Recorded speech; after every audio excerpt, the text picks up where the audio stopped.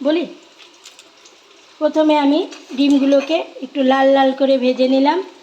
এবার আমি এখানে আলুগুলোকে একটু ভাজবো, যেহেতু আমরা একটু রসুনটা পছন্দ করি তাই আমি সোমবারে ফোড়নে দিয়ে দিয়েছি এলাচ, দারচিনি, শুকনো লঙ্কা, গোটা জিরা। এবার এই তেলেই আমি দিয়ে দেব কিছু কুচনো আলুগুলো উঠিয়ে নিয়ে এই তেলে দিয়ে দেব আমি কিছু কুচনো পেঁয়াজ।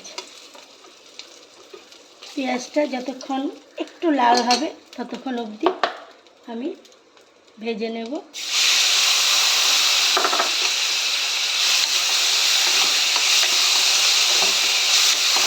একটু রঙটা এসে হলে পেঁয়াজগুলো হালকা রং ধরেছে, এর মধ্যে আমি দিয়ে দেব 2 চামচ মতো রসুন বাটা, যেটা আমি আগেই বেটে রেডি করে রেখেছি। এটা ততক্ষণ ভাজবো যতক্ষণ রসুনের কাঁচা গন্ধটা না যাবে।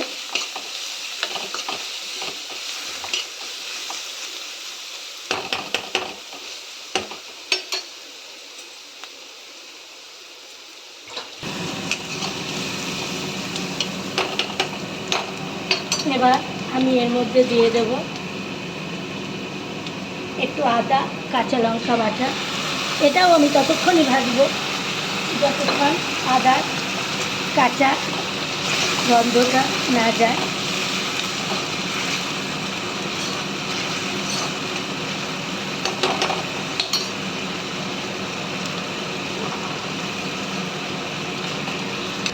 এবার এর মধ্যে আমি দিয়ে দেব কিছু শুকনো, আমি একটু লবণ অ্যাড করলাম। লবণটা একটু বুঝে অ্যাড করতে হবে, কারণ ডিম ভাজার সময় আমি একটু লবণ দিয়েছিলাম।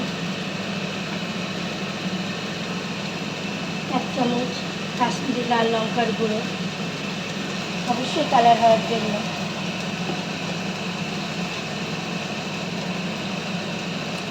1 চামচ হলুদ গুঁড়ো,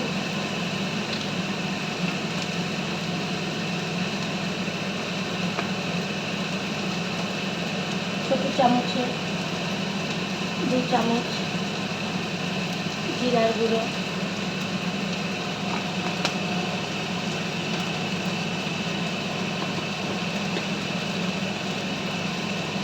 1 চামচ ধনে গুঁড়ো।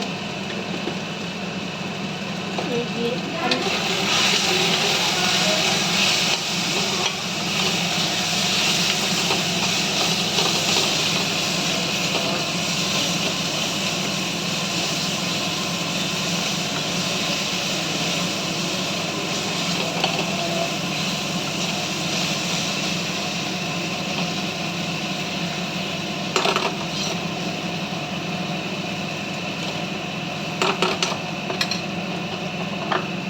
মশলাটা ততক্ষণ ভাজবো, মশলা দিয়ে তেলটা যতক্ষণ তেল না ছাড়ে।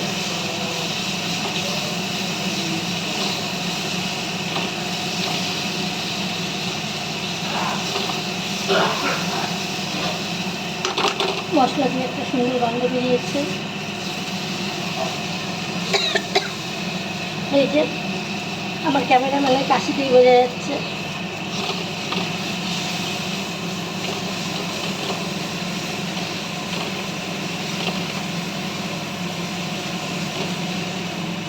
এখন কি সুন্দর তেল ছাড়া শুরু হয়েছে।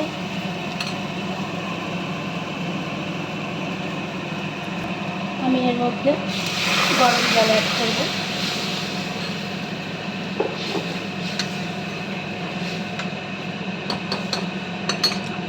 আলুগুলো দিয়ে দেব।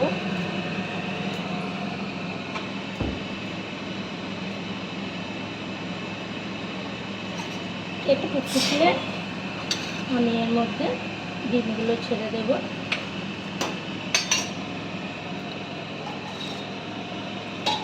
একটু ঢাকা দিয়ে দিলাম। এবার ডিমগুলো ছেড়ে দিচ্ছি, অবশ্যই হাঁসের ডিম, তাই ডিমগুলোর সাইজটা একটু ছোটোই।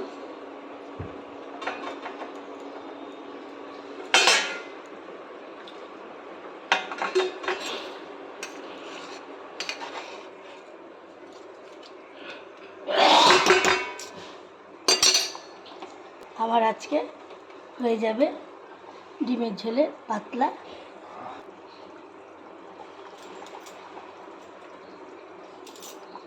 আর 10 মিনিট ফুটবে, ফুটার পরে আমার হয়ে যাবে ডিমের পাতলা ঝোল।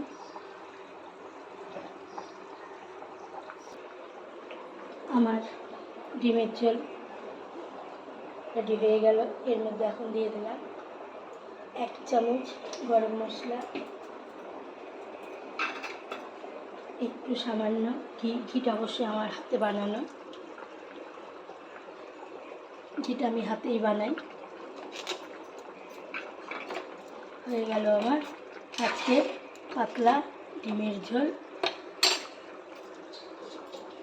এবার আমি গ্যাসটা অফ করে একটু ঢাকা দিয়ে রাখলাম।